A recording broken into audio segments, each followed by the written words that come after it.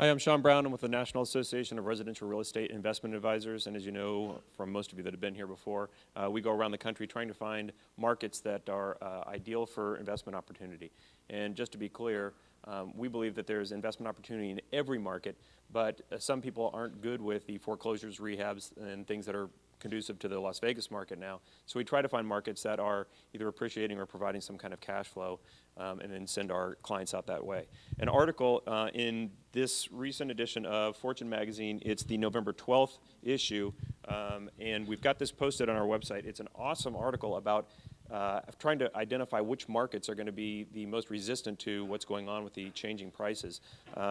When we've gone in the past, we've gone over how to do cash flow, and in the last year and a half, 2 years, we've seen the transition from people trying to get all of this equity to trying to find cash flowing properties, which is what we'd been doing before this whole appreciation wave came. And it's obvious why we want to do that. I mean, right now, we're not sure where the bottom is on this, and even if you get into a deal that's 15% below market value, which is such a nebulous concept anyways, you don't know where it's going to settle down into. You might be getting a good deal today, but 6 months from now, it could be just an okay purchase. Well, one of the things that we look at for cash flow is what the rent to sales price ratio is, or in this article, they call it the price to rent ratios. And in it, on page 88, is an article, or is a chart that shows most of the major markets in here. And what's really important here is they've identified about 10 markets that have where the traditional rent to sales price ratio is actually still pretty strong. In other words, you can go in there and you can get a positive cash flow at what's going on, and it's actually looking better. And some of these markets, I know Jesse Brewer is here today from Cincinnati, and in Cincinnati, they're showing, it's one of the best markets in the country, they're showing that it's going to appreciate over the next couple of years, and rents are going to go up about 18%. So the cash flow that you're going to get today in Cincinnati is going to even be better in the next year, and the next year, and the next year.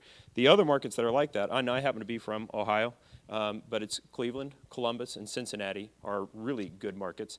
There's also Indianapolis and Detroit. Detroit, I would be very careful because the local economy in Detroit, obviously we've seen what's going on in there, so I would stay away from, well, maybe do some more due diligence on that kind of stuff. But when you go to Cincinnati, and I'm in Cincinnati every month or so, the economy is pretty good there. And you can get, I mean, as Jesse will be able to tell you, you're going to be able to get some decent, the prices are well below $100,000, and you're going to get some positive cash flow in those places.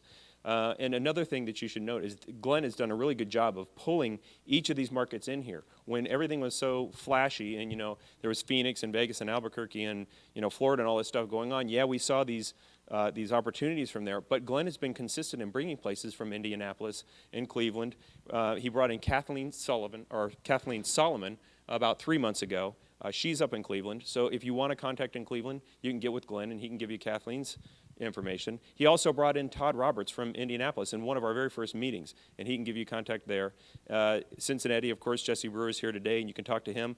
And if you're looking in Cleveland, we've got somebody in Naria, as well as Dallas and Houston. Dallas and Houston are looking pretty good. I did see that in Houston, the inventory is starting to increase pretty rapidly in Houston, so I'm a little bit concerned about what's going on in Houston now. It's kind of confusing because the rent to sales price ratios are really good there right now, but there is something going on in Houston. You need to keep your eyes open. But again, the article was Fortune magazine, November 12th, and I highly recommend it, page 88.